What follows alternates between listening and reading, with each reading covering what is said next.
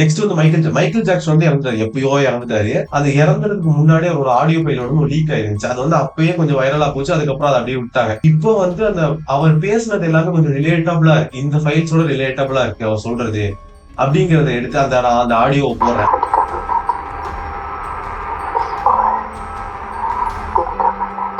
இப்போ வந்து இந்த ஆடியோ ஃபைல்ல சில இம்பார்ட்டன்ட் டேர்ம்ஸ் என்னன்னா, அவர் வந்து it's not a government, it's more then the government அப்படின்னு சொல்லியிருப்பாரு. It's more then a government அப்படின்னா அவர் வந்து இந்த குரூப்பை தான் மென்ஷன் பண்றாரு. இந்த குரூப்னாலதான் it's more then a government அவர் சொல்றாரு. முன்னாடி அவர் ரிலீஸ் பண்ண சாங்ஸ்ல கூட அந்த இதை மென்ஷன் பண்ணியிருப்பாரு, they really don't care about us அப்படிங்கிற ஒரு மென்ஷன் பண்ணி